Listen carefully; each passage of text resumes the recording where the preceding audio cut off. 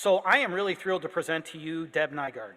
Deb Nygaard is a licensed assisted living director. She's a longstanding student of the positive approach to care and the virtual dementia tour.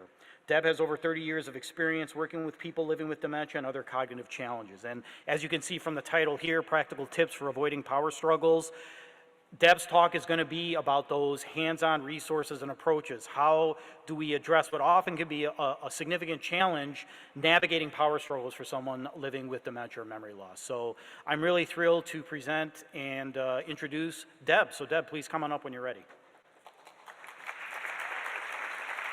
Thanks, Deb. Really appreciate it. Thank you very much. Of course.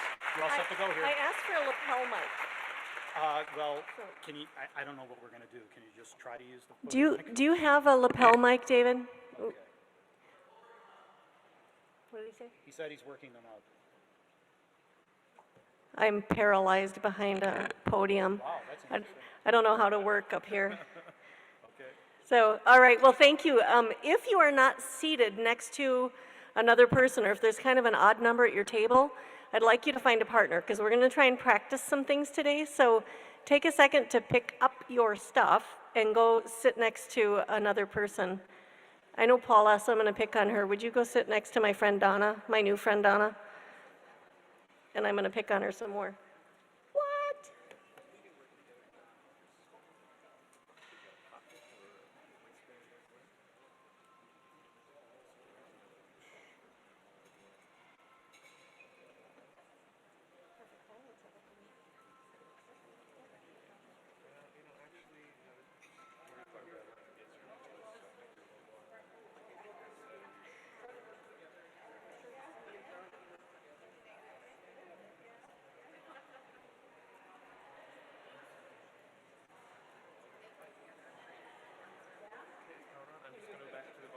Okay. All right, well, Joe is nice enough to give some of my credentials, but honestly, I think my biggest credential is that I'm a good learner from mistakes. So I have made so many mistakes over the years, but the beautiful thing with dementia is you get to learn from them and try again, right? And a lot of times people forget. Yes? Okay. So anyway, I also have had 6 family members. Check test 1, 2, we're good? Freedom, I love it. Okay. I've had 6 family members who've had dementia, and I just lost my mom a year ago. And it's hard. So I'm speaking to you professionally and personally. So I just want to have a few little ground rules. Like, this is not Dementia 101. You all know that stuff. But I'm using the word dementia as an umbrella term, right? And it encompasses all the different kinds. There's thousands of different kinds of dementia, but Alzheimer's being the most prominent, and all the vascular dementias, and frontotemporal dementia, all that. We're all going to call it dementia today.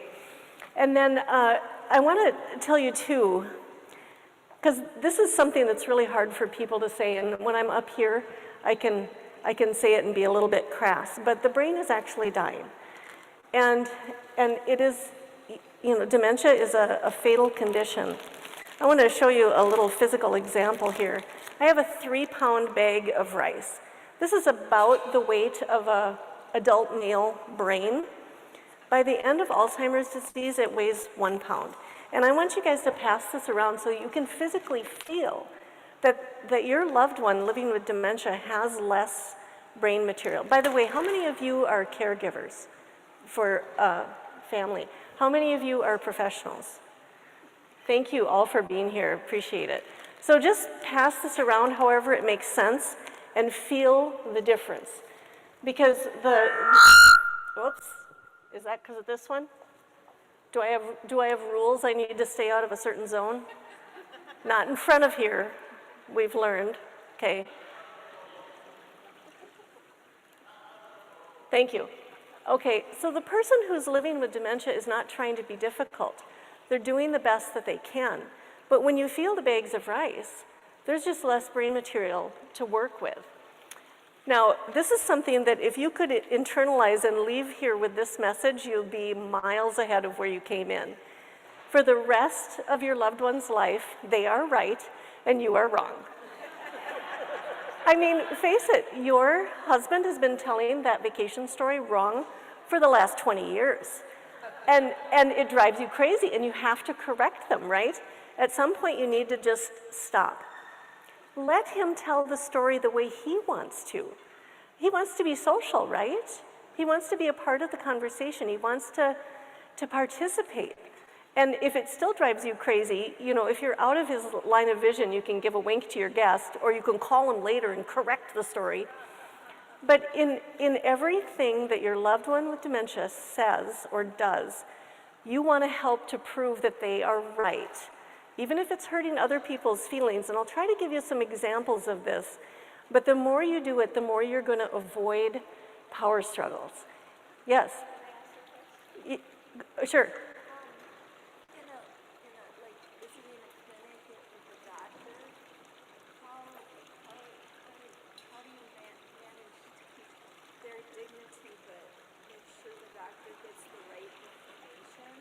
She's asking how, if you're at the doctor and the loved one is telling fabrications or not quite accurate information, how do you make sure that the doctor has the correct information? I might do it in writing. I might hand them a note. I might have a consultation at a different time. Can we arrange a phone call afterwards? And then give some accurate information. And you could say, you know, in addition to that, Mom, here's what I'm seeing too. And so, yeah, you're right, and I'm gonna add some more detail. But give them a lot of feedback that, yep, you're right. So, and we'll do some more examples of this as we go along. By the way, if you do have questions, there's some note cards to write down questions, and then at the end, we'll have about a half hour for Q&A. Okay, so in the end, when you get really frustrated, just remember who's got the bigger brain, right? Who's got the rice? Yeah, so you literally have more brain matter to work with. And if you're the caregiver, sometimes you need to take deep breaths, step away, and I give credit for this statement to Teepa Snow. And like I said, binge watch all of her videos on YouTube. She's my favorite trainer by a long shot, and she's very knowledgeable and she's engaging. Okay, so just a little bit of context, and that is that the naughty words are retained. Like, you all know that we keep our language and our definitions in our left temporal lobe, and that tends to decline a little bit faster than the right side. And the right side is where we keep like the rhythm and lyrics and music, where we keep our recitations like the Lord's Prayer and the Rosary and the Pledge of Allegiance, but it's also where we keep our naughty words. And even if you people choose not to say those words, you know them. So we had a little pastor's wife, Harriet, and Harriet would still say eloquent table prayers, and at the end of every prayer, she'd say, "Amen, God damn it all."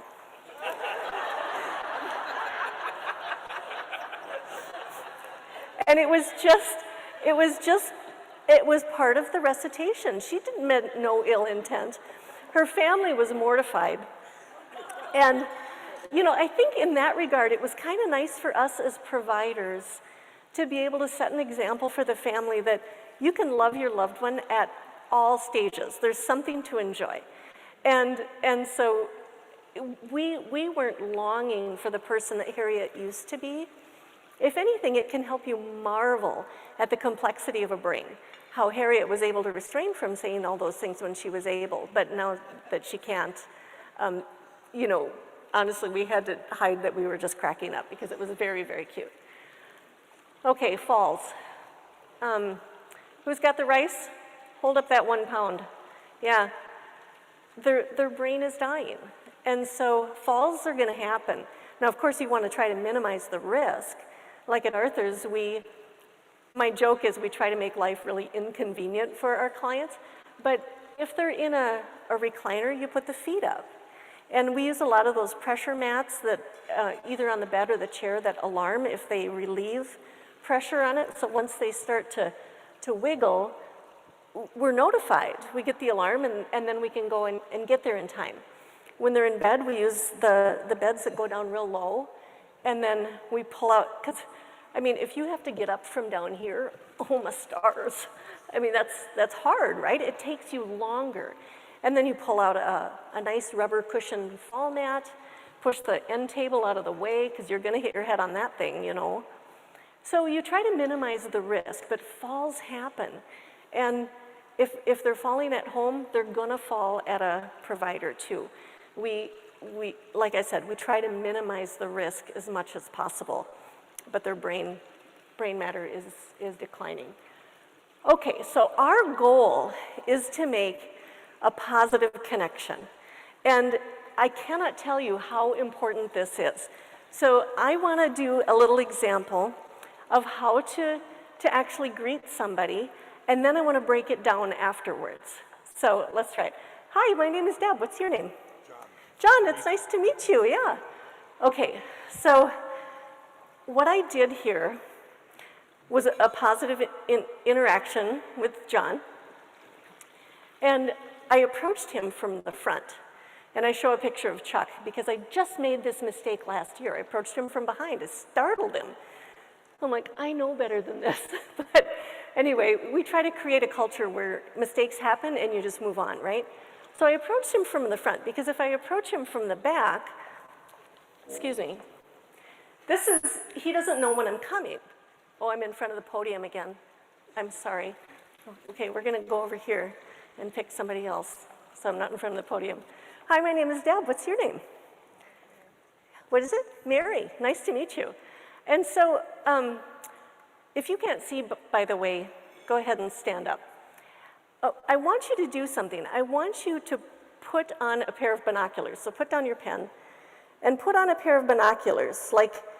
Now I want you to look and see if you zipped up your fly. Did you button your shirt correctly? Whose plate of food is easier to see? Okay, now we're gonna do one other thing. Hey, Mary, put on your binoculars again. So if I come up to Mary and go, hi Mary, how you doing? What's in her field of view? Okay, so if Mary decides she wants to reach out and touch the thing that's occupying her entire field of view, who's gonna get a note written about her in her chart? But whose fault was it, right? So anyway, our peripheral vision just declines as we get older. When you're 20, you can see your fingers wiggling over here. But when you're 70, it moves in a bit. So when you're driving, you actually have to turn your head farther than you used to in order to be able to see what's in your blind spot. So, you know, and think about, Teepa gives the example of a person using a walker. You know, if your peripheral vision is down to binocular vision or monocular vision, and you're asked to use a walker, you can't see the ground. What are you tripping on? And so you gotta look at the ground, and then somebody comes by and says, Deb, stand up straight. And so I stand up straight, but I can't see where I'm going, and so I go right back down. So again, that can increase the risk of falls just because your vision is declining. Okay, the other thing that I did when I greeted Mary or John was I just made a little motion up here by my hand. So, Mary, put your binoculars on again. So she's kind of looking just a little bit down here. But if I can get in her vision and say, hi, Mary, how you doing? I can draw her vision up toward my face, which is where I want it to go. And then I can reach down and see if she'll take my hand. I'm not scooping it down here, because if I come in like this at her, she might not have seen my hand coming, and that could be viewed as a threat. So do you see why just even making a connection with somebody is so important? So you don't want to start out being the threatening person. And then I also introduced myself. My name is Deb. What's your name? And I made this mistake with our resident Lillian. I'm like, hi Lillian, it's Deb, how you doing? How do you know my name? Are those girls talking about me again? I hate it when they're talking about me. Oh! And I mean, so I learned really well from that mistake, always introduce myself first, because I don't want to make her paranoid that people are out to get her. Now, even if I notice a problem, I'm going to make a positive comment. So if I happen to walk up to Mary and I notice that she's got food spilled on the front of her shirt and her hair is greasy and she doesn't smell so good, like I think she needed to use the bathroom. By the way, Mary's hygiene is perfect, so I'm not picking on her. The other thing you can do is bring a prop when you greet somebody. And so sometimes a way to make a positive connection is to bring something that they've always liked, like a flower or a new scarf or something that they might like to touch or to handle. I always think bringing a 3-month-old baby is the best prop. And I've tried to ask my staff to keep me in 3-month-old babies, but they're really non-compliant. I don't know where that falls in employment law, but anyway, so the things that we're not going to do, by the way, I've been with this company so long, you're going to see me at every hairdo and weight, and the only thing that doesn't change is my eye color, okay? Okay, so we are not going to have a quizzical look on our face. When I come up to greet Mary, I'm not going to furrow my eyebrows because I notice that there's something wrong with her outfit or how she smells, because then she's going to think I'm mad at her. And is that how I want to start out my interaction with my loved one?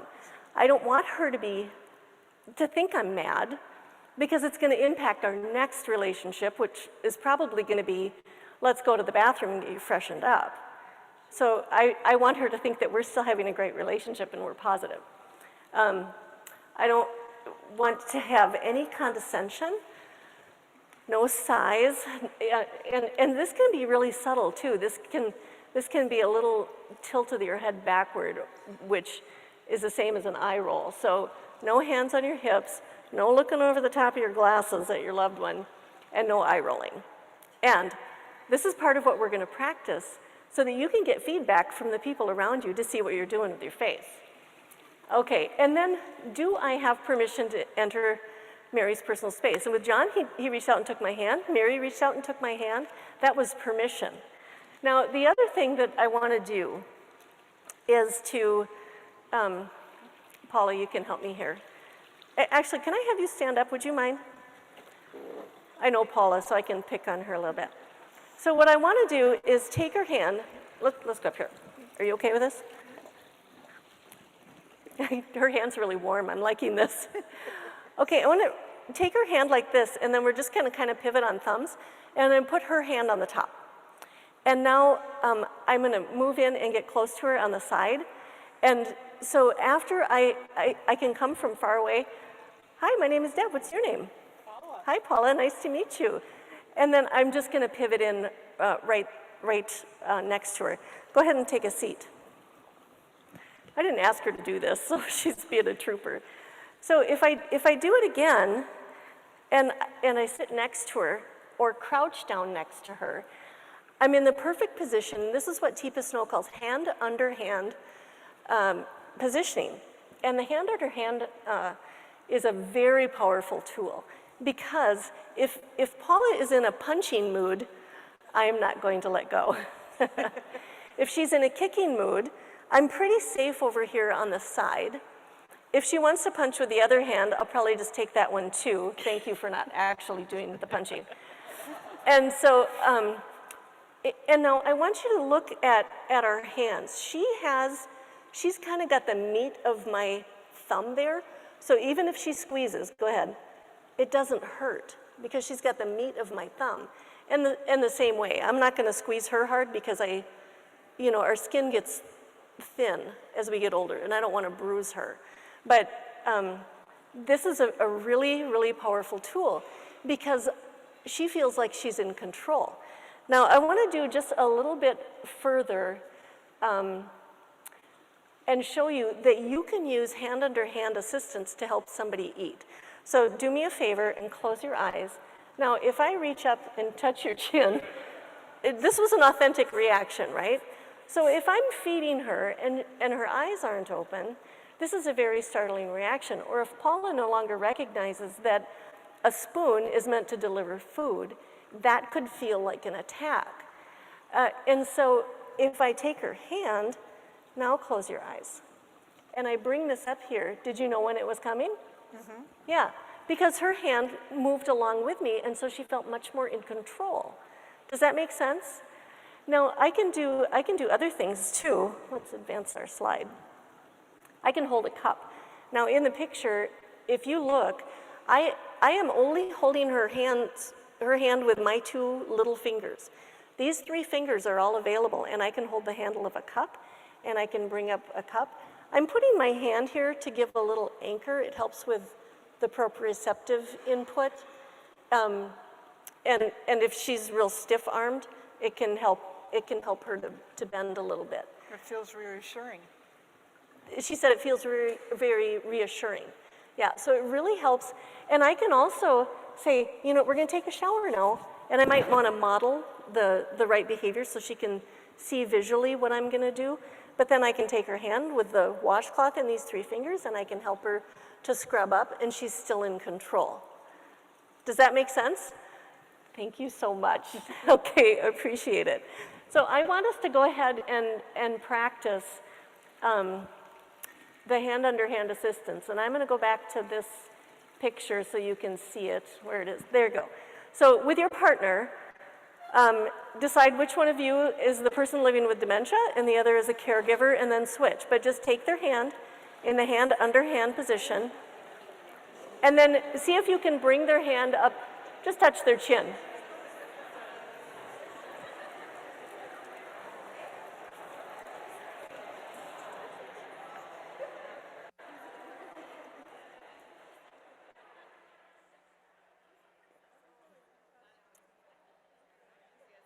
Switch and do it the other way if you haven't.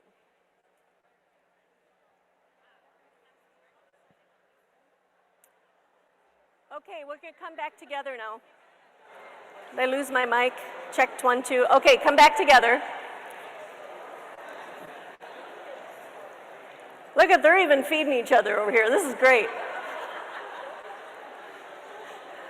Okay. That's just a really terrific tool, and hopefully seeing the notes in your program, you'll be able to redo this when you're at home. Okay. Let's move on now. I want to talk a little bit about some language pointers. You people are good at practicing. Okay, come back together. Just a few pointers about language. And the first is, don't ask them if they remember. Because, again, if you ask somebody who's having trouble with memory to remember, you're setting them up to fail. How do you feel about being around people who set you up to fail? Do you like that? No, we want to be around people who set us up to succeed. And so what you can do is tell them what you remember. You know, I remember when I was a little girl. I used to do this with my mom all the time. And you took me to this place with horses. We went horseback riding. You hated horses. You did it for me. It meant so much to me. The point is we're making a really positive connection here. Show them pictures. What does this remind you of? You can ask them to tell a story that they typically repeat. You probably don't ever care to hear that I studied ballet when I was a little girl, because I've told you 14 times in the last 15 minutes. But if your loved one wants to be social, you might cue them. Didn't you used to study ballet? And in later stages, you could even tell the story for them, because you know how much they wanted to be social and to contribute. We do have several adult children who will greet mom by saying, "Do you know who I am?"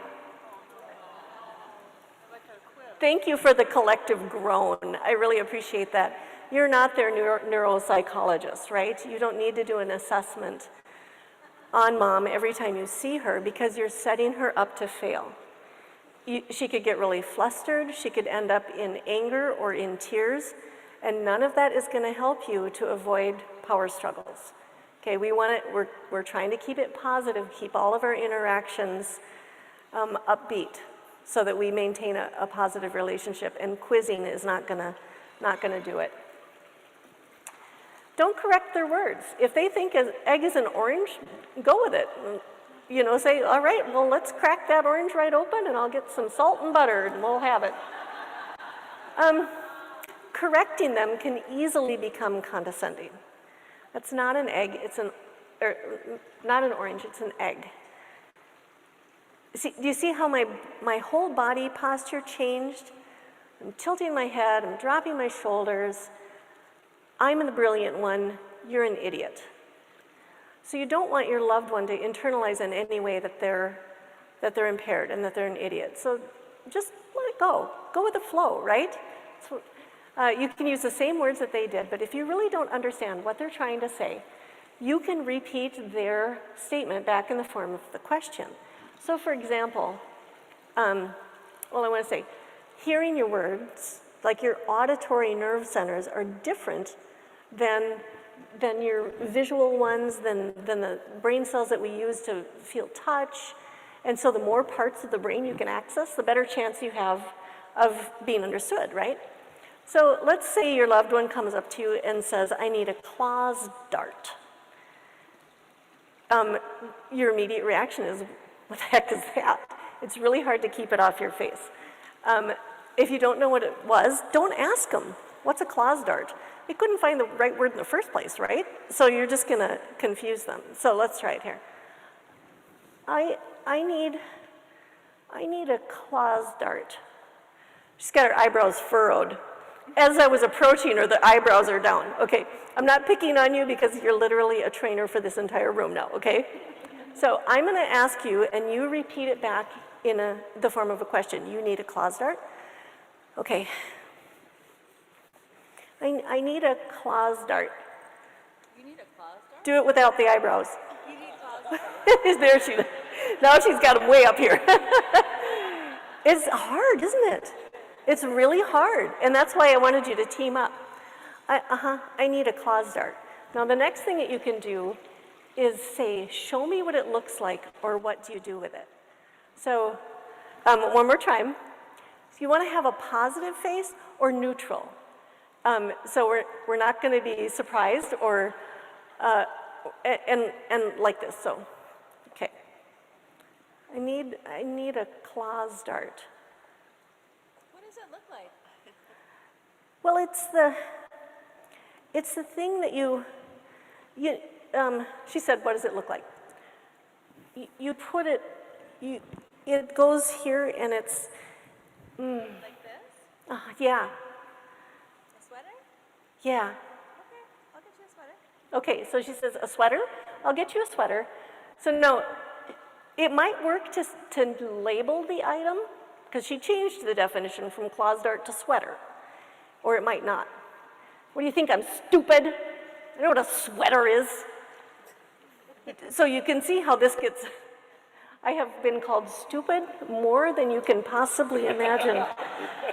My favorite day of work, when I realized how much I love working with people who have some form of dementia, was when little Selma, and she was this big, and she was hunched over. She comes up to me and she says, in kind of a conspiratorial tone, right? When you open your mouth, shit falls out.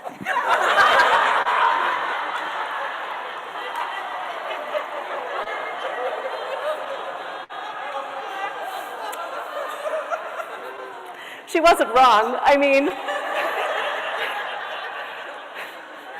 anyway, so you might be able to say, yes, I know where we keep the sweaters, or you could just say, I know just where I left it. I think I put it away.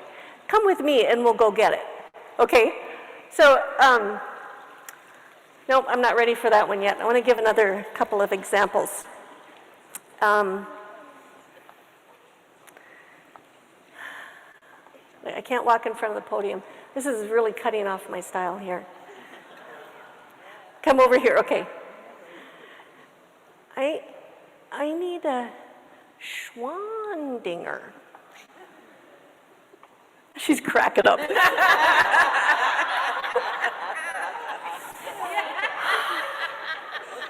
She's gonna lose it. Okay, we're going to get her.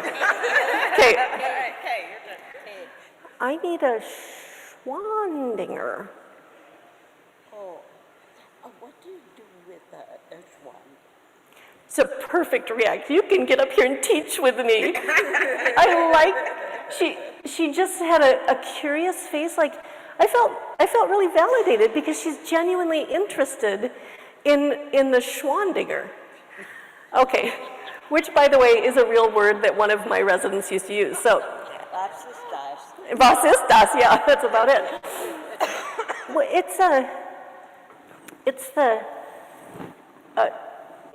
it makes it like you go, so Schwandinger. Why don't we go, I think I remember where we used it last. Would you come with me and help me? Can I keep this woman? Yes, you can. She's my sister. You can keep her. I can keep her. She says to me, I think I know, and she showed intensity on her face as she's trying to solve the problem. I think I know where we left it. Let's go get it.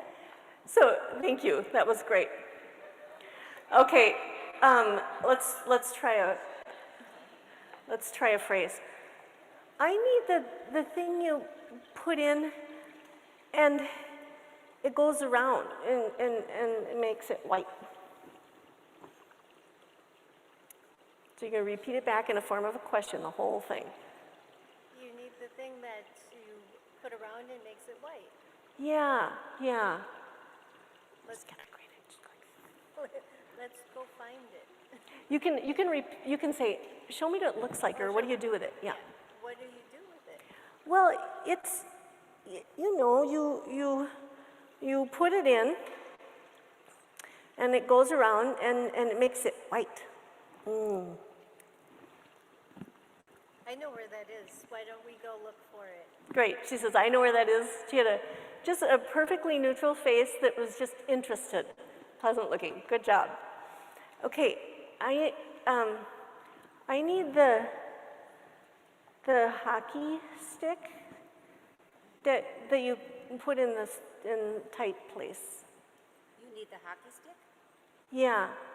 Want to show me where it's at? I don't know where it's at. I can't. I need that though. I need a hockey stick for the tight places. Let's see what you will do with it. Yeah. So you put it here. And the hockey stick goes in the tight place. Clean your teeth with it. Yeah. Let's go get it. Okay, she says, let's go get it. So she phrased the question just a little bit differently. I wasn't quite sure how to answer that. Like, where do we keep it, she said. And I know where we keep it. I was asking her for the hockey stick, right? But what I wanted was a toothpick. Okay, so you kind of get the idea here. I want you to go with your partners just for a couple minutes this time, people, and try this. So make up a word, or use one of mine. Bismore, Galamticker, Formish, Bajor, Zipta, all of that. And then you repeat it back in the form of a question, and then say, show me what it looks like, or what do you do with it? Okay, go ahead.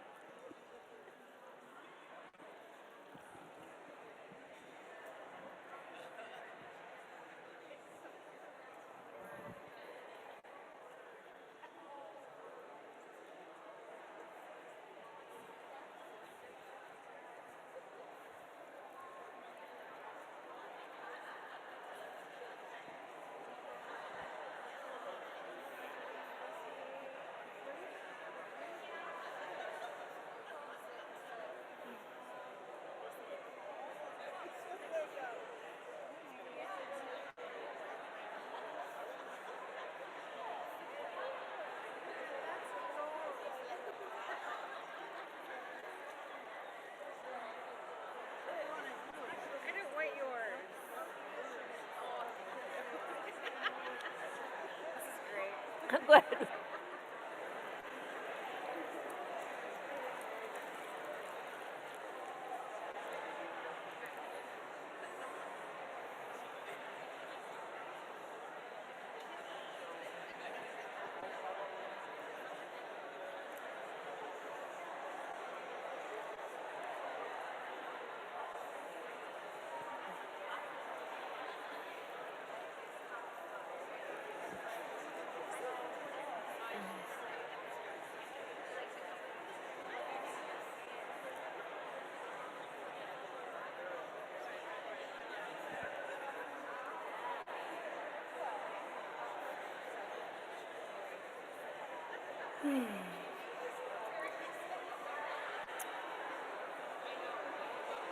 Okay, let's come together again.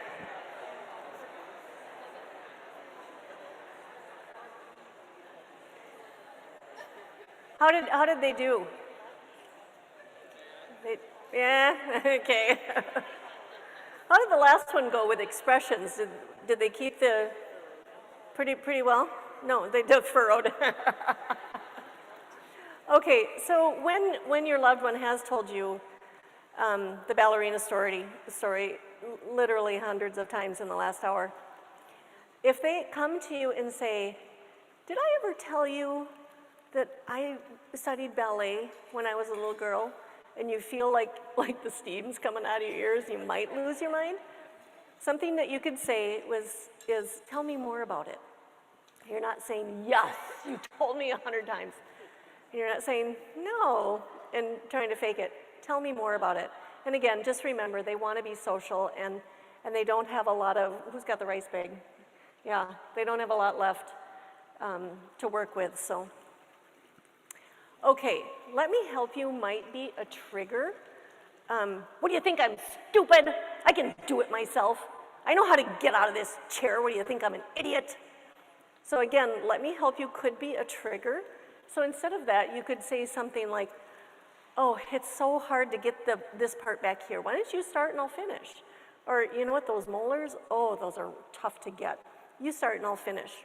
Or ask them to help you. "Can you help me get this part right back here?" Or, you know, so that they're participating in as much as they can. Also, hand under hand assistance is a great way to take them along and help them feel like they're in control.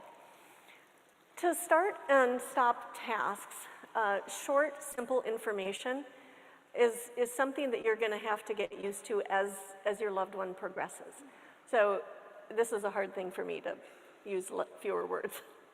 But just short, simple information. Take a drink. You're thirsty.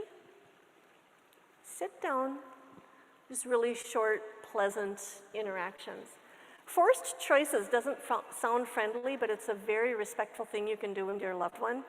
When you go into the restaurant and there's an 8-page menu, it's overwhelming. And if your loved one can't make a decision, they can get worked up and more anxious as they're faced with this insurmountable task. What you could tell them is, "The last time we were here, you had a tuna sandwich, but I know you like the turkey sandwich too. What sounds good today?" You're forcing them to choose between two options, both of which are winners. Both are successful. And so either way they win, and now they've made a decision, and you just set them up to succeed. Now you're the hero, right? Would you like to wear the blue blouse or the red blouse? So the choices can be very simple.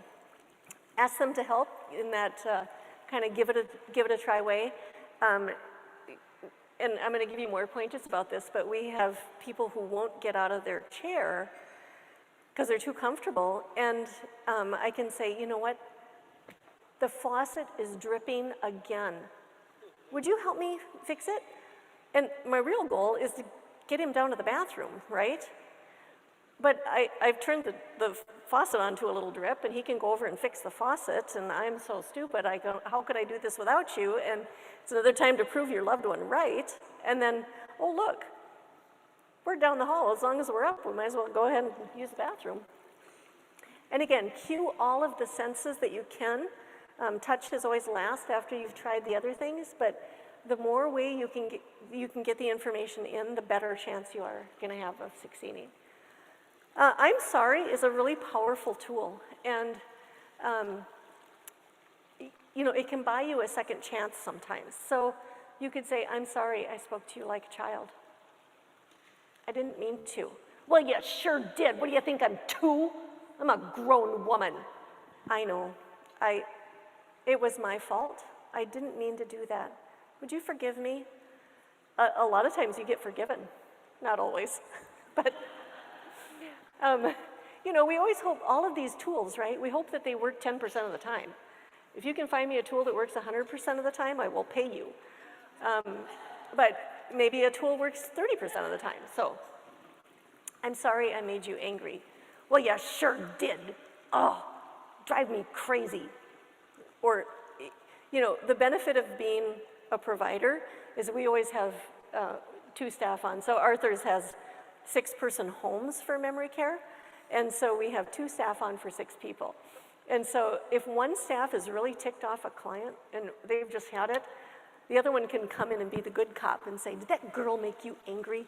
Oh, she drives me crazy. What should we do? Should we fire her? Yeah, let's do that. So you can do the exact same thing, but if, you know, task with somebody, but if you're the good guy, of course, you're gonna be nice about it. And, I'm so sorry that happened is a really good one. I'm sorry, this is really hard.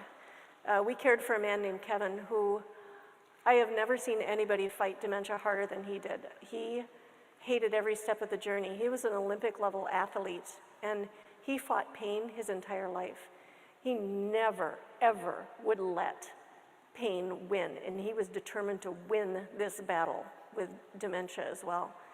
And there were days that his whole body would just be twitching with pent-up anger and frustration and confusion. And I would sit next to him on the couch and take his hand in hand-under-hand position. He would squash my hand until my thumb was purple. And it didn't hurt, you know, because he's got that meaty part. And he wasn't a finger digger. Like if you have somebody who wants to dig their nails into you, you might want to put on a ski glove or, you know, tuck a washcloth under a glove or something to give more cushion to that pad. And I would hold his hand and I would rub his back as firm as I could with my superior upper body strength. And, you know, kind of in a figure 8 around his shoulder blades.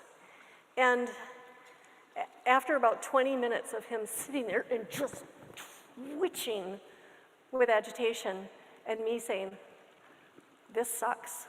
This is really hard. I'm sorry. I mean, what else can you say? It was like his whole body would discharge and just, and he would relax. Is that not worth it? A 20-minute investment to help him just discharge and relax? He was funny. He used to pace our house just like this. And I would stand in the hallway and I would offer him a hug. And some days he would take a hug, it would be a light one. Sometimes he'd take a firm hug. Some days he would skirt wide around me. Some days his hand would go a little low and I'd have to scooch it up.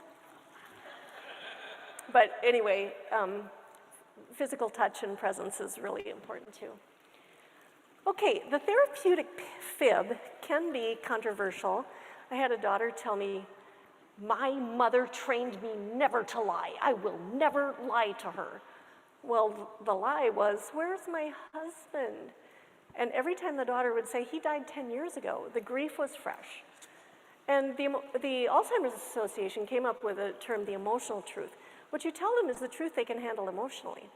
I show a picture of Connie because this was another one of my mistakes here. Connie and I were having such a lovely visit. She was a great mom. She used to love to like pet our hair. My glasses were in the way one day, so she got rid of those. She loved to brush our hair and braid our hair and just be touched and touch. And we were having such a lovely visit. I took a picture and I showed her the picture and she says, no. She didn't see herself as an angry old lady. I think she saw herself as a young mother. And so she was also someone that we had to put a towel to cover the bathroom mirror because if she saw the angry old lady in the reflection, she was quite frightened. And I don't know if she thought there was another person in the room with us or if she just couldn't agree with who that was. I don't know. So I think we're going to skip this just in the interest of time, but I want to give you a couple of examples. Where's my husband is a really common one. My friend Connie here had a 20-second memory. And she would ask, she had a real high-pitched voice. She'd say, where's Jerry? This is emblazed in our memories forever. Jerry could be sitting on the couch next to her holding her hand, and she'd ask where Jerry was. But we learned for Connie, what worked the best was, oh, he's gone fishing. Fishing lasted almost 40 seconds. But if we said he went to work, that really didn't stick. And so you want to try and figure out what's going to last. Have you seen my mother is a really scary one, because now that person is envisioning themselves as a child, and they're lost. And so something that you might say to that person is, are you missing your mom? Well, I'm going to help you move in, take their hand, do hand under hand. You're safe. I'm going to help you, okay? But the message is you are safe right now. And then you might ask, what are you going to do with mom today? And maybe you already know what things she used to do with mom, but maybe you need to get some cues from them. So maybe she says, we're going to cook. And then you can talk about cooking. Oh, your mom is a good cook, isn't she? Yes, you know what? I'm making supper right now. And then we're slowly putting in a more positive line of thinking, right? A new script. And this one's more positive. And then you get her into a new location and get her distracted with something else. I have to go home is a really common one. We had a gal at Arthur's who thought every single day was her last day. But as the evening wore along, we'd say, oh, you know what? I'd be happy to take you home, but look, supper is ready. Why don't you stay and eat a meal? And if it happened later, oh, you know what though? I looked at the forecast. I think it's going to storm. Why don't you spend the night with me? And I'll take you home in the morning. And then every day was her last day at Arthur's, and it worked beautifully. If somebody puts something in their mouth that's not edible, you want to substitute it, not try to take it away. And so you might offer them something else like a cookie. We use a lot of cookies at Arthur's because it works. You can put that in my care plan too, because that will work for me. So you could say, what do you think about the taste of this cookie? And, oh, here, let me get that for you, and kind of try to swipe that inedible item out of their mouth.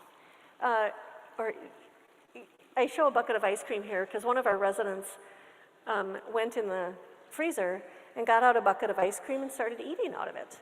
And the staff said, oh, let me get you a bowl instead. Okay, what that staff just communicated, this 20-year-old staff communicated to an 80-year-old man, you're wrong and I'm right. And he got angry. And he took his big, tall walker and he smashed her into the cupboard repeatedly. And she got injured. It was her fault. She told him no in a number of words. And so we did a whole staff retraining how this client is right. When he takes a whole bucket of ice cream out of the freezer, he's right. What she should have done is opened the fridge side and said, I see we got caramel sauce, you want that? How about, let's see, whipped cream? I got some Ready Whip. And then you label the bucket, it's his, you know, you guys don't have to worry about that at home, but you keep the group ice cream in a different place, a different freezer. You keep his prominent so he sees it every time he goes there. Validation therapy is another really powerful tool. And we train our staff to validate, redirect, and relocate. And I've been hinting at this as we've been talking today without giving it the label. And I bet you people already use this even if you don't have the label. This works with all kinds of dementia-related behaviors, but I do need to tell you, if hallucinations or delusions are new to you, to your loved one, have it checked out medically, because an infection or mismedication or something can cause that. So you want to make sure medically that works. So what we do with validation therapy is that we mirror what we see. So we're going to let you change your expression now to actually mirror what your loved one is saying. You're going to use the same tone, the expressions, the emotions, the gestures, the words. You're not going to stay calm. And then you can label what you see. You're worried about that. You're sad about that. You're angry about that. And we can ask open-ended questions And then start to, again, slip in that new script, something more positive. So I have to show you, go back and show you a picture of Alice. Alice was never this calm ever. I don't know how we got that picture. She didn't have a lot of words, and she often would look down the hallway and she would see the chickens, and she would yell at the chickens, and she would yell at the bobs, the big bob and the little bob. And I made the mistake of trying to calm Alice down one time. I've been around enough, I didn't get whacked, but I should have gotten whacked. Anyway, she didn't want me to be calm, she wanted me to acknowledge that I understood, that there are chickens in the house for Pete's sake, and where are the bobs? They're supposed to be taking care of this. And so when you approach your loved one and you see that they're worked up and they're in a state, you're gonna match their tone. This is not when you're trying to make that positive connection, you're gonna validate what they're thinking. You're gonna prove them what they are thinking is valid, okay? And that you get it, and you're gonna show you get it by looking that way. Alice, are those chickens in the house? Oh, I can't believe it. Let's say Alice is in the chair here. I can't believe they're in the house again. What are we gonna do? And where are the bobs? I mean, they should be taking care of the chickens, the big bob and the little bob. This is crazy. And what are we gonna do about this? This is absolutely nuts. And I suppose I'm gonna have to take care of these dumb chickens again, right? Oh my goodness, I'm always having to get the chickens out of the house. Makes me nuts. I tell you what, I'm gonna go get the chickens out of the house, but we have to get these coupons sorted. I need your help. I mean, I've got big ones and little ones, I need you to fix it. And then I would take her wheelchair and we'd move to a new location. So what I did was, I validated what she was thinking, podium. I started to soften the tone, like, what are we gonna do about this? I suppose I'm gonna have to take care of it again. It always falls on me. Tell you what, here's a solution. And then I get her redirected. Because every time she was positioned so she could see down the hallway, she saw the chickens. And so then I got her distracted with something she could still do. And maybe it was 2 card decks mixed together and we needed to sort them by color. Or I needed, you know, we have a whole laundry basket filled with washcloths that are easy to fold. And I don't know when I'm gonna get it done. Can you help me get all this laundry folded? This is crazy, I'll never get it done. So we would redirect and relocate. Now, I'm gonna just ask you to take a look at this at home. I know this is a lot of words on one slide, so we're not gonna take time to practice it.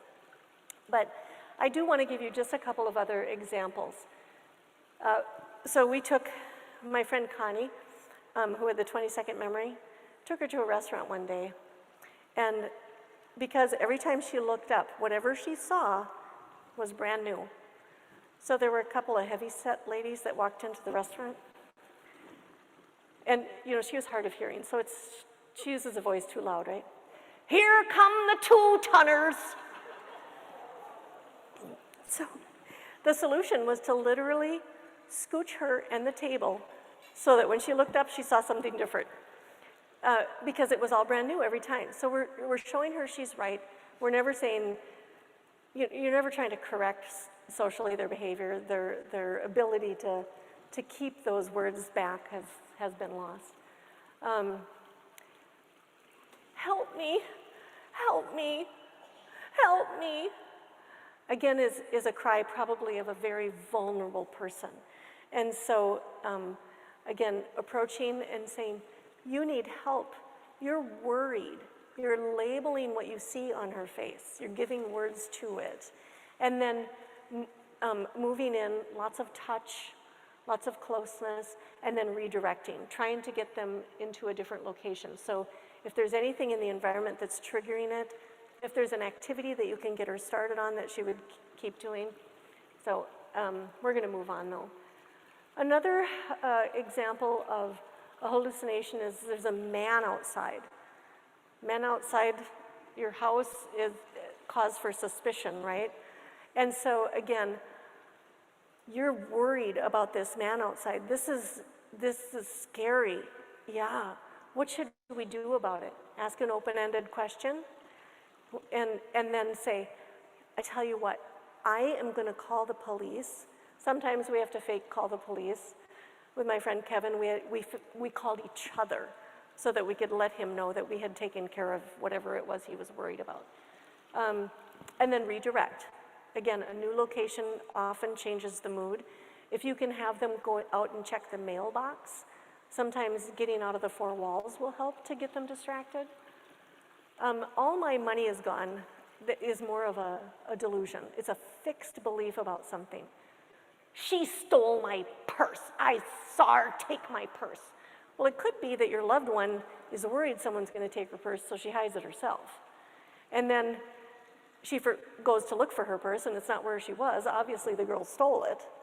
And so, you know, I think a great trick we did with one gal is we bought her several wallets that looked identical, and we'd keep them stashed so we always knew where one was. And then we'd show her, oh, you know what?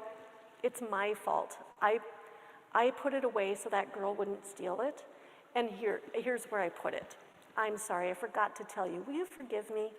Take the blame yourself, because our goal here is fewer power struggles, right? So if you can make that moment positive, it means what comes next is going to be more positive. Okay, sorry, I'm just going to cut it off. We'll save some time for questions at the end, so if you're having these issues, bring it up and we'll try to address them. If your loved one won't go to the bathroom, again, don't ask them. Don't say, hey, get up and use the bathroom, because maybe they don't want to. Or maybe their frontal lobe has declined to the point where they can't sequence anymore, and they don't know how to get out of the chair. You know, when you get out of a chair, you've got to scooch to the end, you got to push up, you got to put your feet kind of under you, you got to stand up, and then you got to catch yourself before you fall forward. It's a lot of sequencing. If they can't do that, what if you just instead used hand under hand assistance and said, hey, let's go over here to the kitchen and eliminate all of the steps.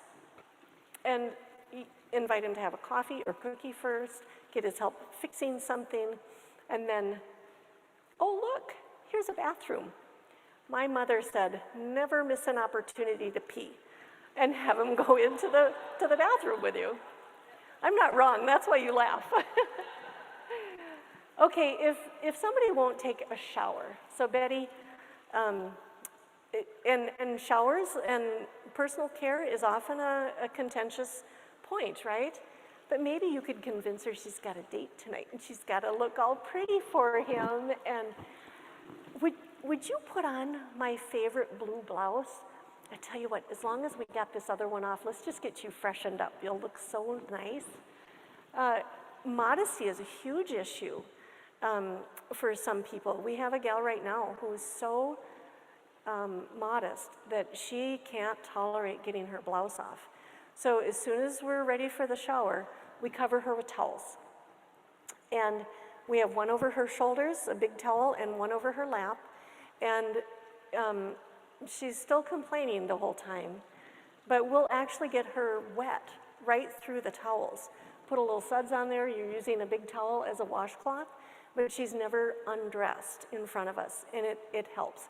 It's still hard. There are times where showers are just hard. There maybe isn't going to be a magic trick for this. Having an all-white bathroom, you know, if you have white floors and white fixtures, those things can disappear. If they can't, you know, if their vision is declining and maybe they've got cataracts, they might not be able to discern what those are. You could try putting a black toilet seat on, see if that helps them to find the fixture. The shiny floor, they might be worried that that's slippery. It might look like water and that they're going to fall. So if it's safe, you could put down a rug or a towel on the floor. We can also get more sensitive in our private areas as dementia progresses. And so maybe you want to, if your water pressure is really tight, hard, tie a washcloth around the end of your shower head. If you don't have a handheld one, get one that helps you with the hand under hand assistance, right? And then the water would just blurble out the end of the fixture instead of shooting at them, because that might feel like pins. Water temperature is really hard. You know, some people like a cooler shower, some like it really, really warm. You might need to get it really steamy in the bathroom before they're willing, or get a heat lamp. The week-long shower. Maybe you're just going to do armpits today and their neck tomorrow, and don't forget the toes. We don't want cheese under there. Prepare all of your supplies ahead of time. Maybe this is easier for you in a house than it is in a facility, but you do not want to have to leave them unattended to go get the shampoo or to get more towels. Okay, this one we've never actually done, but I think if this was a TIPA idea. Accidentally, if they will not go take a shower, accidentally spill a glass of water on them. Oh, I am so clumsy. I'm so sorry. Would you forgive me? Tell you what, let me help you get out of those wet things. And then, help them get a shower. Lots of towels, right? We have these social rules in our minds that we can't break certain rules. Like you don't eat out of an ice cream bucket, right? You eat out of a bowl. That's a social rule. It's not a law, right? It's a rule you can break. Having towels get wet is a rule that you can break. Drinking out of a pitcher instead of a glass, just let go of it, right? You want to keep them hydrated, so let go of those rules. When they're mean, when they say things like, "You're awful," "I hate you," when they're cussing at you, which, okay, truthfully, I find funny. I had another gal tell me, "I'm going to kick you so hard you'll never have children." Which was okay with me at the time. I really don't want any more. But if they accuse you of hurting them or hitting them, or if they're destroying property, I think it helps to focus on the fact that you're providing care out of empathy and kindness. And so some of the things that they're saying are not true. And it's not personal. Remember, their brain is dying.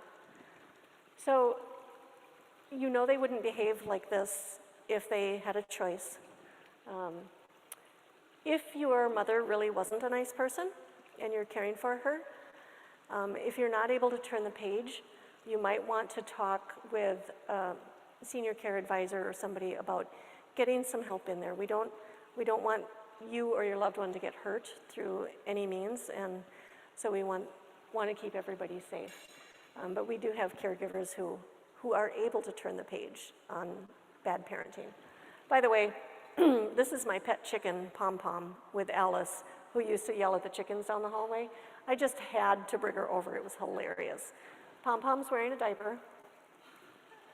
So we asked Alice, "Alice, can you smile for a picture?" "I'm not gonna smile. I just smiled. I'm not doing it again." "Hey, Alice, would you pet the chicken so we can take a picture?" "I just pet the chicken. I'm not petting that chicken again." If we would just shut up and leave her alone. She pet the chicken. It was really cute. Creating days with joy and meaning is where I want to end. People really need to feel needed. And they need to feel like I'm an important person. I have an important job. I'm still contributing. I'm still teaching. I'm still a mentor. You might need to get away from exclusively entertainment. Bingo at 10 a.m. is not necessarily going to make them feel needed. At Arthur's, because we're just a house, we can have them help with little chores. Can you get me a fork? And if they mishandle things, because we still have to follow food code and all the licensing rules and whatnot, it doesn't matter, because at that point it's a prop to avoid a behavior. And if they feel needed, like one of our guys thought we were starving, one of our other ladies, because her appetite was so small. And she had stenosis in her neck. And so she'd sit at the table like this, not eating much. And he'd say, "Why won't she sit up straight?" Okay, he's right, remember? He's right for the rest of his life. But how do we deal with it so we don't hurt her feelings? And so we were able to affirm him, "Oh, you're such a good dad. You've always taken such good care of your kids. And tell you what, why don't you go see if you could get her something from the fridge?" And he'd be in the fridge, and he'd load up his walker with all of the things he could find, and he'd set them in front of her. And then about the sitting up straight, we got giant flower bouquets, and we put them right in front of him, and so he couldn't see her. So we were able to show him that he was right, and able to affirm her that she was right. And so it creates some creative problem solving. So I would like to end here, and if any of you need a break or need to leave, that's just great. Otherwise, we'll move into Q&A here. And I think somebody in the back might have questions.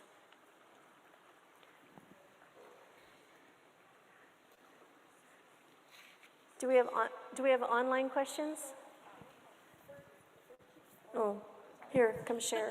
Actually, yeah. Okay. Can you hear me? Yeah. Okay, so for Q&A, we do have some note cards on the table. Feel free to write your questions on there, hold them up in the air, and we'll have some staff come around and grab those questions.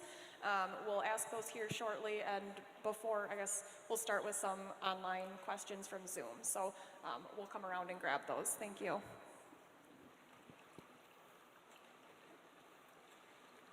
Will you help me? So we do have a question on Zoom for you while people are writing down their questions. For those of you on Zoom, you can add questions by clicking the Q&A I might button want and typing in your question. My friend Amy to have a mic too, in the black there. She has a mic. I would like it if she had access to one, because the two of us are going to tag team questions. So, Okay. just watch. We might ask you to come over.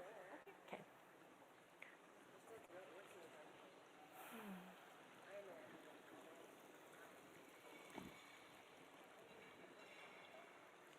I think we'll just give you a mic when. So we have a question in the back, if you're ready. Okay, so the question is, how do you politely coach friends or family on the techniques that you've presented? And the question asker thanks you for all your nuggets of wisdom. Well, thank you.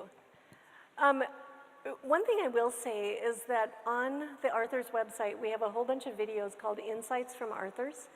And so if you go to arthursseniorcare.com, and then I think there's a tab called Resources or something, but the Insights videos are 1 to 3 minutes in length, and it's a lot of these tips that I just gave broken down into things. So if your brother is the one who's constantly asking Mom, do you know who I am?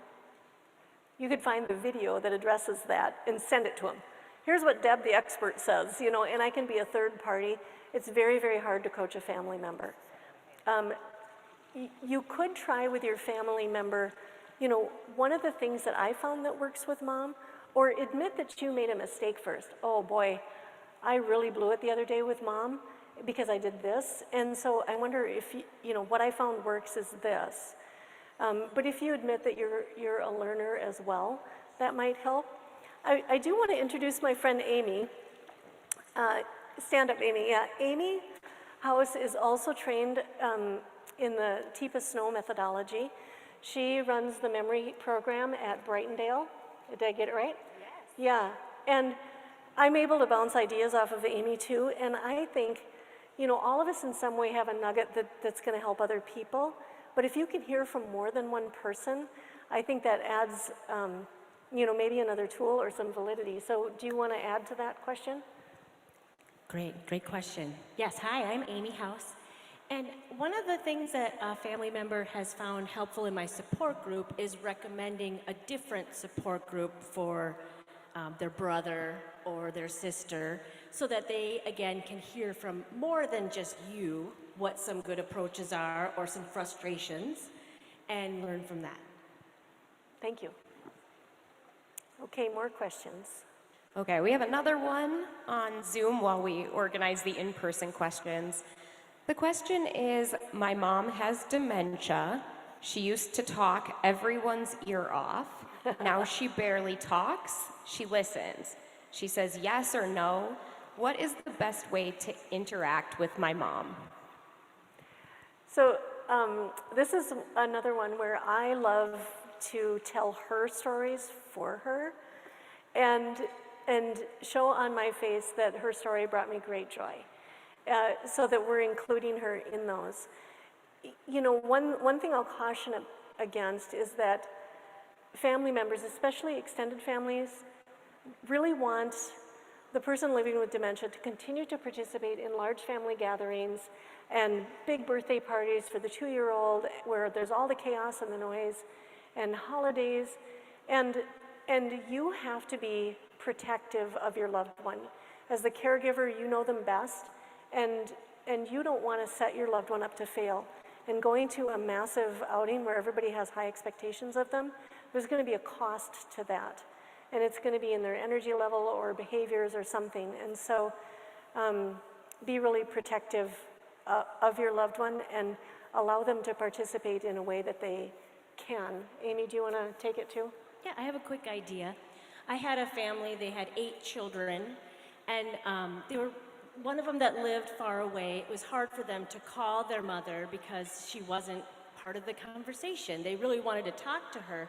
So I suggested that 2 of the siblings do a 3-way call with mom, and then mom could sit there and listen to them talking about what they did and what the grandkids are doing, and she really enjoyed that instead of, and that made them feel a little more natural. So. Good idea. Another question is about using touch. And the question is about how to effectively use touch with someone who is apprehensive, fearful, or defensive. Yeah, again, you have to have permission to enter their personal space. And if you don't have that permission, back out or you're going to get whacked. And, maybe they simply don't understand what the approach is. I remember the day my mother no longer recognized that the glass of juice was to meet a need to solve the thirsty problem. And she thought that I was coming at her. I could just see in her eyes the fear. And so, I would back out. I would get really down low so that she feels she's in charge, and apologize. See if you can make a connection, start talking about positive things again, and then move in and see if you can take their hand and say, I'm so sorry, I was too abrupt with you. That was scary, wasn't it? Amy, do you want to add? Deb, would you like to do some hand under hand? I If you sure were going would. to wash me in all the private places? Yeah. Thank you. So I would show Amy, if she's really defensive with touch. I know you don't like this, do you? This makes you mad. Yeah. How about if? Right. Yeah. Let's just, you know what? Why don't we just get it over with, and then we can go out and have some ice cream. So let's start under here, okay? Yeah. Let's get those. Oh, back here. I think I see a tight spot. Oh, yeah. You're looking good now. And so, I'm keeping a hand on her shoulder so that I've got a little anchor for the proprioceptive input. Yeah. Yep. And one thing that Deb is doing, she's showing it on herself first and then touching me. You always have to give someone a visual before you do something. It's better to do with them than to them. Yep. So if and with the hand under hand, it can feel much more natural. You can have a washcloth in your hand and still help them with washing everywhere.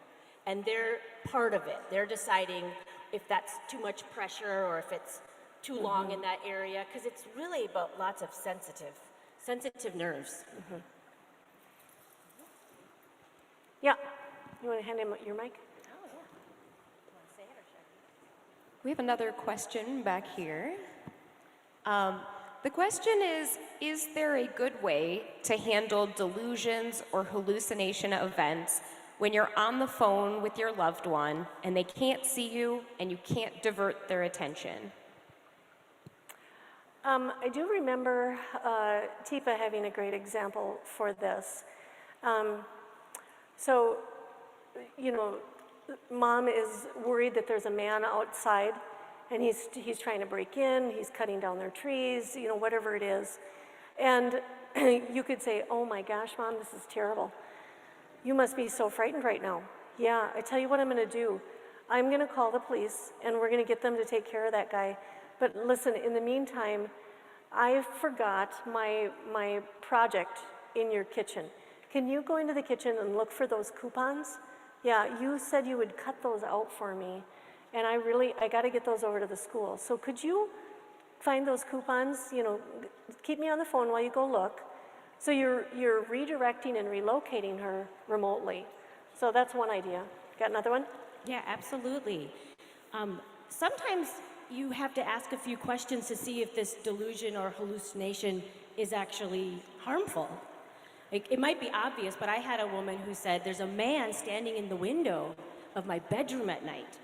And when I came, there was a lampshade that was kind of casting a bit of a shadow. And yeah, again, I could say, oh no, it's just a lampshade, see? But they're right.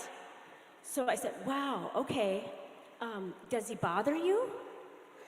No, actually, he kind of looks out for me. Oh, okay. Well, I'm the director here. So if he starts to bother you, you just tell me, and I'll have a talk with him. And so I'm believing the story, and I'm letting them know they're supported, and that if something starts to go wrong, I'm on it. Okay, we've got one up here. Do you want to ask your question? Oh, and then I also went and took the lamp away when she was at lunch. Oh. I moved it. Yeah, there you go. The guy never came back. Yeah, perfect. Oh, it's back there, okay. Okay, another question is how do you guard against your caregiver duties having a negative effect on your marriage or your relationships or your children if you're a parent? That's a good one. Go ahead. If I understand the question correctly, you're saying that you're seeing the care partner really struggle, but they maybe have to put on a strong face. Is that what you mean by that? I think I'm interpreting the question to mean that being a caregiver involves a lot of responsibility and time, and how do you provide that effort without also harming your other relationships and the time that those relationships need from you? Definitely have to divide and conquer. One time I was at a conference and they had a great idea. They asked all the care partners to write a list of things that they do, like all week long. And then they said, great, let's put those on some note cards and separate out the ones that anybody could do. And not maybe as well as you, but anybody could do them. And that way, when somebody said, how can I help? You got an idea right there. It's such a helpless situation that your friends and family, they do want to help. And you have to kind of just be ready to say, yes, you know what, if you could come mow the lawn, boom, that's gonna save me a lot. And then you can start handing out more and more of those. And loneliness is a big problem with dementia. And I'm really trying to fight that stigma and make sure that everyone out there is surrounding that person with love and offering help.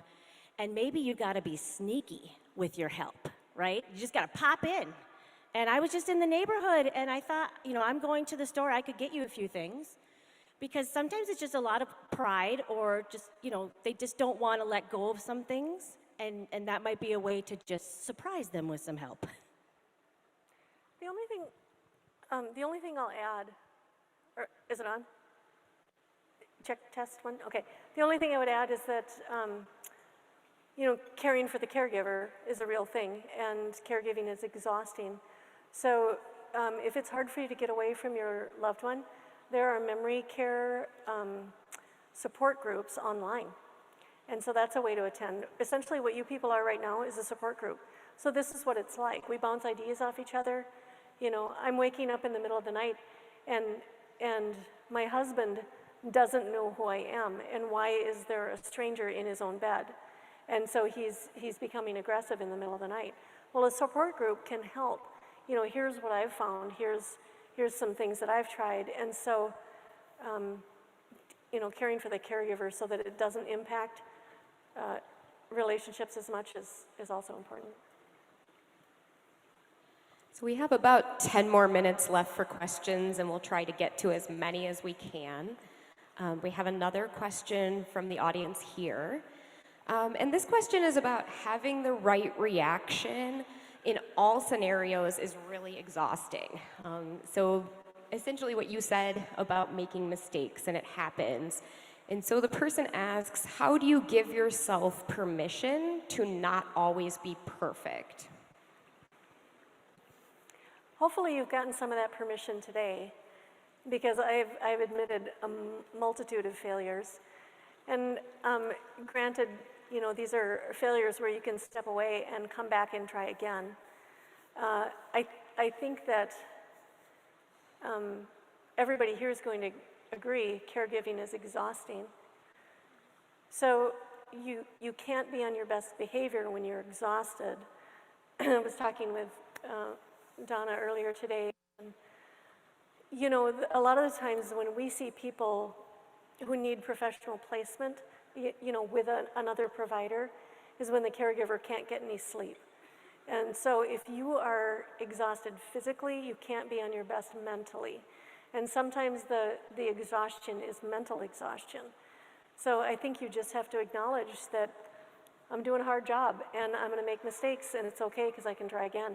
So, yeah. I have a question that I'm going to paraphrase, but someone who has a couple older family members, brothers and sisters, and their loved one with dementia is living with them, and the older siblings are not helping. They try to invite them to come and maybe take dad out for dinner. They give them ideas, but the older siblings don't call, they don't stop by. It's just, it can be really hard to not build up with resentment. And one of the great things about being in a support group is that you can, one, unload all of this. Okay, you can talk about anybody, anyhow. So I really recommend being in a support group, because there's got to be people in that group too that go, wow, I know, my sister too. And that's very, very helpful. The other thing would be is if somebody isn't willing to help and be there, great. You know what? Where's your checkbook? Because then I will use some money to hire some help to come in, and that'll be your contribution. And that might be a way that they can do it. You know, they just might not be the person who can do this stuff. They're just, it's not in them. So how else can they help? By contributing in a different way that works for them. Or here are all the bills. You are now in charge of them. If that's your forte, great. Right. Got another one? Yeah, we have another one. Okay, the question is, it's from an online attendee. The question is, what advice do you have for caring for a loved one who is still living and traveling and driving independently, but who has marked memory issues and delusions, and who is in extreme denial that anything is of concern and needs to change? Yeah, this is tricky, because at some point somebody has to be the bad guy, and you kind of have to be okay with being the bad guy. And you know, you can try to get some assessments done. Sometimes they'll trick the doctors, sometimes they'll trick the driver's ed people. And you just hate for anybody to come to harm in this situation. So maybe you pull the spark plugs out of the car, or you take the battery, or you lose the keys, or what do you got? Yeah, great ideas. And Teepa always talks about, yes, if you can find another person of authority to take the blame, the doctor has said that they want to just not have you drive for a little while. I know that you can drive. I know that you're a good driver, but I don't want to get in trouble with the law. Okay? And you know what? We'll talk about it with him at the next appointment. That way you're not making this a permanent change forever. It's not, you're never going to drive again. It's, you know what? I don't like this situation either, but, you know, we'll talk about it at the next appointment. And what other job could they have when you're driving them?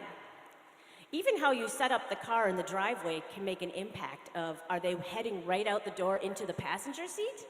Or do they see the driver's seat and now we're going to have a power struggle? Yep. And, you know, can we give them some directions or something to do in the car that's going to help you? and still be part of this. You know the area best. I'm glad you're with me. And finding the person that they respect, if they revere their doctor or that title, that helps too. Another question, we've actually gotten a few on this theme, and the theme is about what do you do when you need to affirm something that the person with dementia believes, but that thing is negative. So I'll read you an example of this type of situation. So the question asker says, my mom moves things and then forgets where they are, and she says somebody else comes in and moves things. So the question asker says, I don't want to tell her the truth, which is that she's forgetting where things are, but they also don't want to tell their mom that people are coming into her room and moving or leaving things like their mom is believing. Do you want to go ahead? Yeah. The wallets I told you about, having multiple of the same thing. And I think it's okay to validate what she's thinking. You don't like it when that girl steals your, whatever it is. It could be the soap, it could be toilet paper, whatever it is they tend to hoard. If you find the hiding space, that's great. We've found that a lot of hiding spaces vary and shift places, so you're always kind of searching for those things. But admitting that it's your fault that it got moved, and so if you don't want to blame that girl for taking the wallet, you could say, it's my fault, I did that, and I'm so sorry, I forgot to tell you. And then ask for forgiveness and apologize. Anything else? And also that you're on their side and that you're going to look into this. My mom loves law and order. So we're going to need some evidence, Mom. I'm going to write this down, and we're going to keep track of the dates and times. I'm keeping a journal of all of this so that we can go to the police when we have enough evidence. Yeah. I'm quite the actress. That's great. And another one that Teepa says is, you know what, I wouldn't want to make a mistake, so I'm going to look into this. And so it's a way of acknowledging you're right, but I don't want to make a mistake. So I wasn't here to witness it, so let's start gathering some evidence. Yeah. I love the evidence. That's hilarious. Another question is about how do you redirect a person with mobility challenges or physical challenges? And they give a specific example of somebody who has IV hookups or other medical devices like an ostomy or something like that. So again, my first go-to is these pressure mats. So you can put one on your chair, you can put one underneath the sheet on the bed, and when you relieve pressure on it, it buys you some time. So make life inconvenient, like put an ottoman in front of them, use the pressure mat. They also have some you can put a little clip on your shirt, and when they lean forward and break the connection, that will sound an alarm too. And it just buys you some time to get there. And you can just say, hey, where are you going? Can I come too? I'd love to go with you. And, oh, here, let's get all of this gobbledygook we need. Can you believe all the stuff we need? And again, get on their side and be part of the support and find out where they're going so you can assist them. Yeah, absolutely. And if somebody is in a situation where they can't maybe get out of bed because, like you said, they have equipment, bring everything to them and do your best to imagine what they're going to be asking for or trying to get up for ahead of time. So if it's always the Kleenexes that are the concern, let's have those right over them on a tray table. Something that's right there for them, something to drink that's right there for them, a snack that's there for them, their favorite magazine, whatever it is, but have what they usually are looking for right there in their sight, because like she said, their eyesight isn't good. You want to have it right in front. Just so you know, Amy is the final presenter today, so you're going to want to stay for her, right? Yeah. Maybe I'll have you come up then. This is fun. It is fun this way. Any more questions? Yeah, we have time for maybe a couple more. This question is, how do you convince someone that it's time for assisted living or to move out of the person's own home when the person has no acknowledgement of their deficits. I think there's an easy button you can get at one of those office stores. Yeah.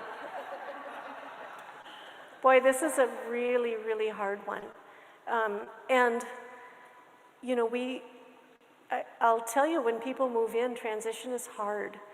The nice thing about being a smaller home, and Amy has a smaller facility, is that we can be there to address their concerns. Again, we see sometimes a family member has to be the bad guy. If you can get the doctor to be the bad guy, it really, really helps. You know, maybe they move to a transitional care unit and they're told they can't go home. You could say, well, we're just going to have you move to this other place until the doctor says you're okay. So again, it's not that permanent solution, it's something interim, and maybe it does end up being permanent. For some people, it doesn't. But, you know, dementia, again, is a terminal condition, so. Yeah, and I think it's really important to validate their feelings on this. You know, this isn't the situation I wanted either, but let's just try it out for 2 weeks or 1 month, because I want to know if you like it or you don't. And if you don't, then we'll talk. You're not promising, then I'll bring you home with me, because they might remember that. Yeah. But we'll talk, we'll have a meeting, and we'll talk and find out what we should do next. But again, something not permanent. This is not permanent. I've also had a few spouses who have had, maybe they've been putting off knee surgery for a long time, or something that they need some extra support for. And so they've said, would you mind, you know, staying here just for a couple weeks while I recover from my surgery? And that way, you know, there's people around to get things for you when I'm not able to. And then That's a again, great we'll one. talk. Yeah. And I think that's all the time we have for questions back here. To those who did not have their questions answered, either in person or online, we will share Deb and Amy's contact information with you. There's also been a number of questions about where to find support groups. So we will gather those recommendations and send them along to you after the conference with all of the slides and other materials. And then I think Joe is ready to take it away. Thank Deb. What a great way to start the day. Thank you, Deb. Wonderful presentation.